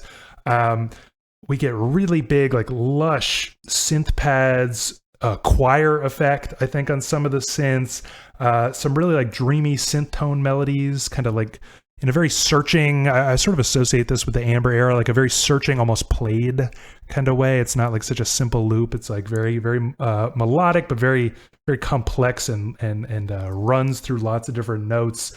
You know, I don't really hear the original at all, but I do sort of suspect that maybe some of the drones mixed into this wash are like really, really time stretched samples, like time stretched to hell samples of her vocals just layered in there, which adds to that kind of like weird, like synthetic, mixed with organic kind of feel of this track. And then I think the most incredible thing happens. We get this long kind of ambient passage, like very long. And then you start to hear, basically it's like going through a high pass filter or something. It's like you start to hear the original track buried in the ambient drone. And you start to feel like this is a remix of a song, and they are now remixing their remix of that song. Like it becomes part of a sound collage, like an ambient sound collage, the song that we started with. And then, and it lasts like that for several minutes before just beautifully returning to like becoming the main focus, like becoming the song again. And just such a lush, like amber quality groove. I adore it. Yeah, this is a good one. I agree. It does have like an amber quality to it. I really like the reverb. It's just like so big and stuff. And that the one synth like does like sort of that Leslie speaker spinning sound in your headphones, which is a cool effect. I mean, it'll come as no shock, but the sample really kind of gets on my nerves. I couldn't tell that she was saying skin. I thought she was saying like it's okay or something, or it's good. It's good. It's good. I just feel like because the word skin is in the title, like it's got to be that. Oh yeah, that makes sense. It just, I don't know. It just like sort of gets annoying, and then I'm trying to figure out what she's saying the whole time, and it just distracts my attention, which is maybe my own fault. But yeah, I mean, it's good. I wouldn't put it on my list, but it was, it didn't make the hate list for sure. Well, again, this seems like a pretty popular one. Listener Tom wrote in, named it his 17th favorite AU remix, and wrote this and the Spangle remix are the only ones where I knew the original first. The remix here is not as good as the original, but quite chill anyway. Listener Darren named it his 6th favorite AE remix. Listener Joe wrote, this is one of the remix tracks I could listen to 1,000 times on its own without any context whatsoever from the original. The original song is a good early 90s synth pop track, but the remix is one of my absolute favorite tracks from the pre-Tri-Rep era. It's fascinating to me that this came out in May 1994, and the Bucktick Iconoclasm remix, another one of Joe's favorites that didn't make either of our lists, came out just 3 months later that August. The Like a Motorway remix sounds like a final perfection of the sound they had mastered over the course of Inky and Obula and Amber, whereas Iconoclasm sounds like a very early work in the new style they were still developing for Tri-Rep. Skin Up is so insanely catchy, and the skin gets stuck in my head so easily.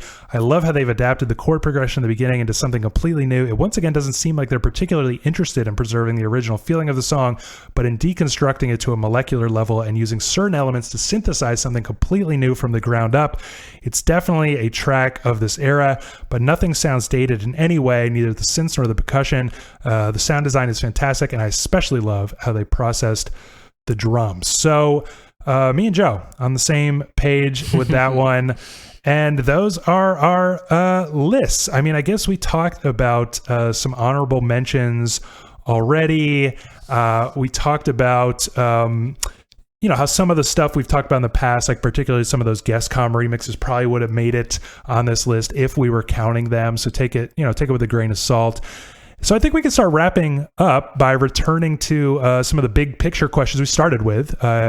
Even though we, one, might have talked about it enough as we were talking about our remixes, and two, we'll probably have more to say about it when we talk about some of our listeners' favorite remixes next time. But do you have any new insights into how Auteker seems to approach remixing the work of another artist in general?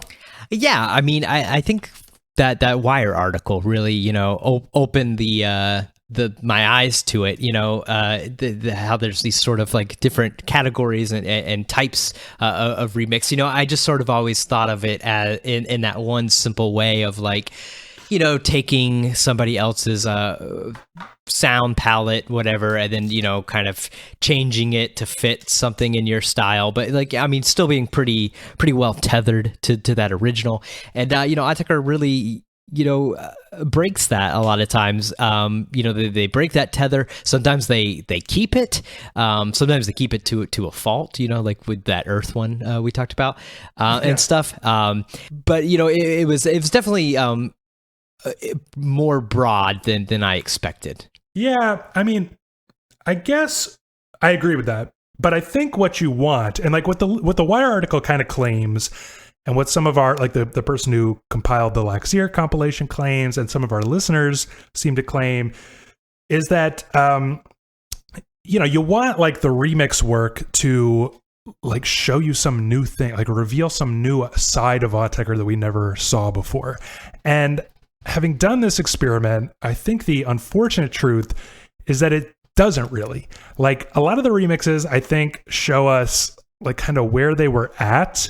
And I think it's because they don't seem to have much respect for the material they're remixing. I think maybe the Noi one is like a little reverential. Yeah. I feel kind of like a respect for Noi in that one. But almost everything else, I do not feel that. I feel like they couldn't give less of a shit about it. And they're just doing whatever they wanted to do anyway, which means like with like a Motorway, you just get more of their approach on Amber, right? Or like with Hypnotized or something, you get like a little insight into what they were cooking up for Confield, a couple of years early. And so it doesn't, the remixes do not, I think, really reveal like a missing side of Auteker, like the freewheeling side of Auteker. That's what the Wire article is all about. Like, oh, without the constraints, it's just for cash anyway. So it kind of frees them up to have a little fun. I don't think you see any. I just think you see a little bit more mid-90s Auteker, essentially. Yeah, I think that's a decent point.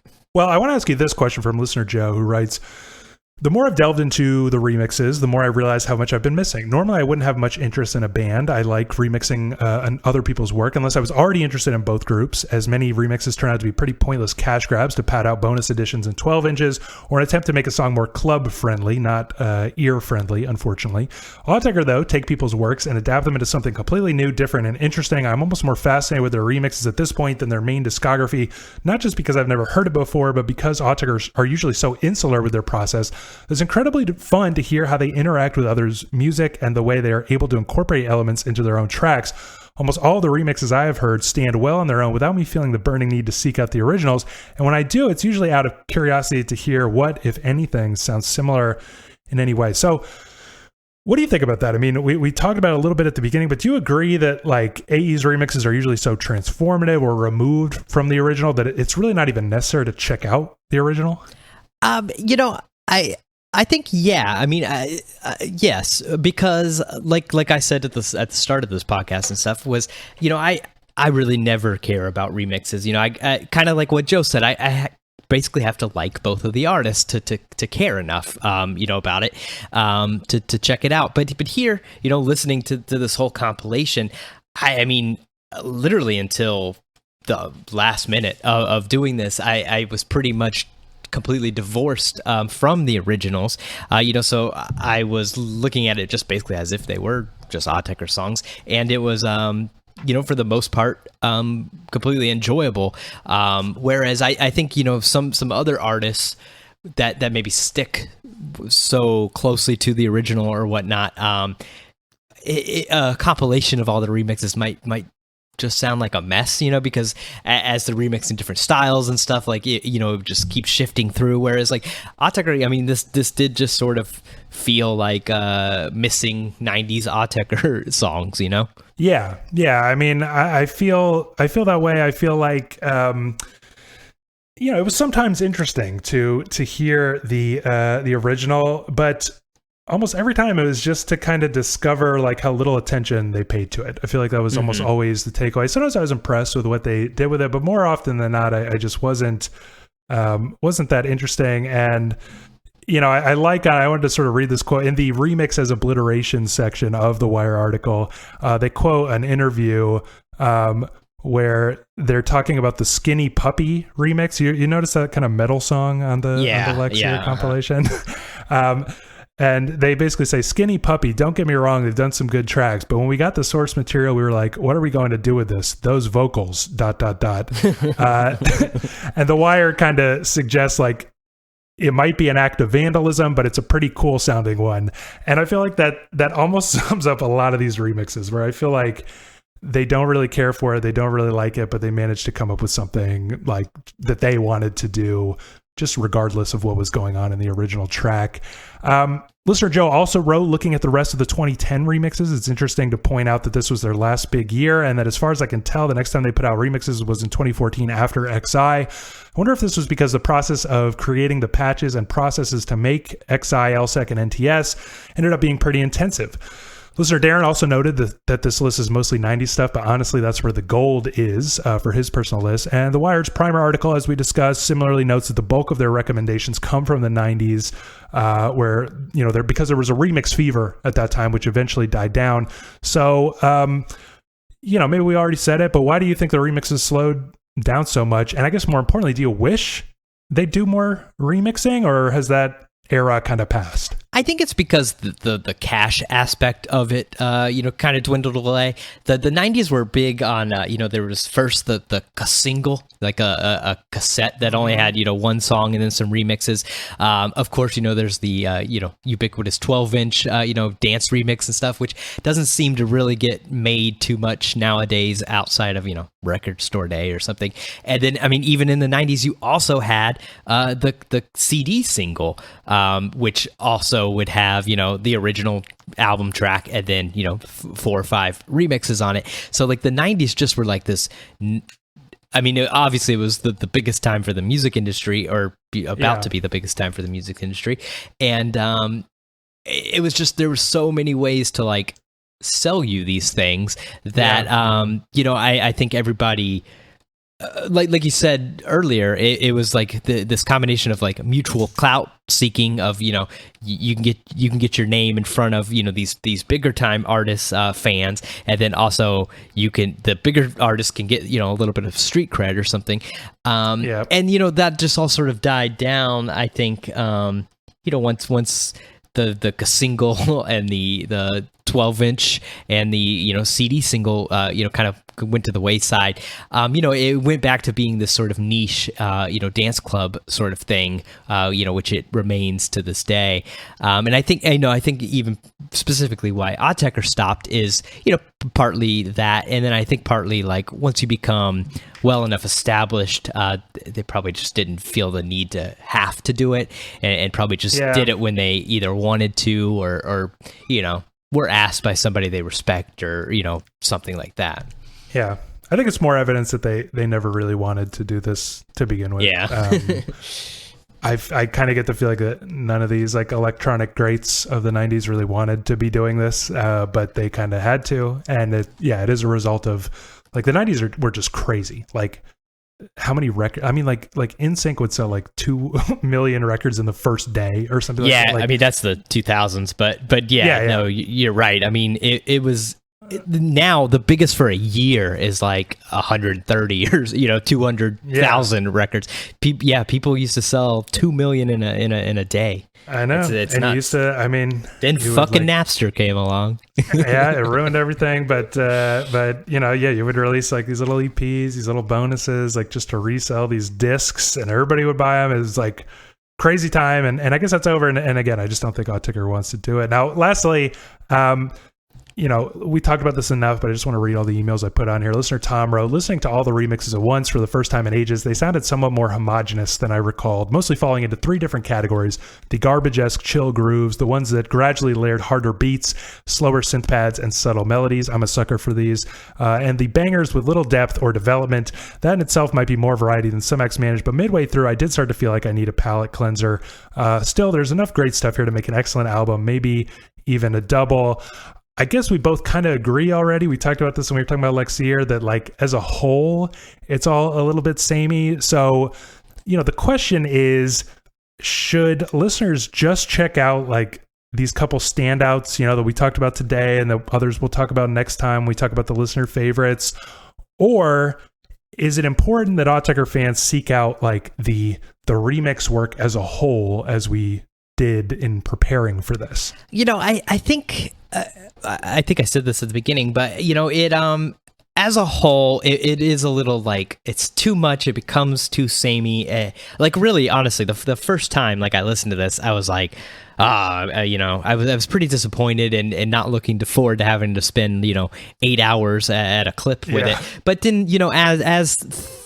as I was able to take things away, which is something I would never do when listening to just a regular record. I would never not listen to part of NTS or something, like if I didn't like it.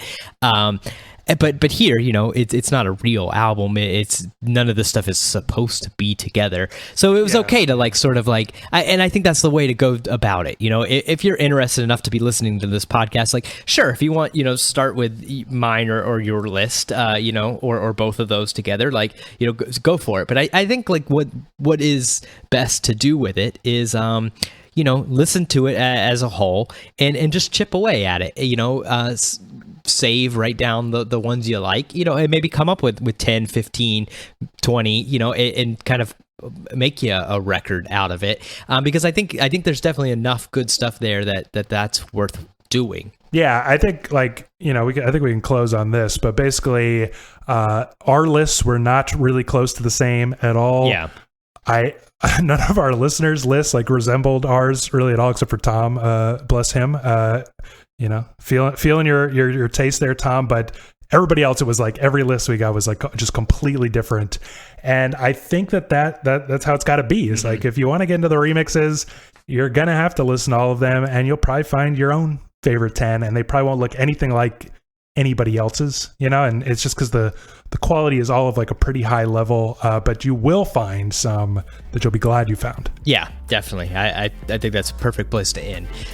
So what do you think about our remix lists? Remember, we're going to do another episode on listener favorites that we didn't discuss today, so be sure to write us at GONKCASTpod@gmail.com. Next topic coming shortly after that, Auteker's collaborations with the Hafler Trio, so we want your opinions, hot takes on those. GONKCASTpod@gmail.com. If you like the show, help us out, subscribe, leave a 5-star review wherever you get your podcast. Look us up, YouTube, stay connected, Twitter, Instagram. Those are at GONKCASTpod, and we'll see you next time. See ya.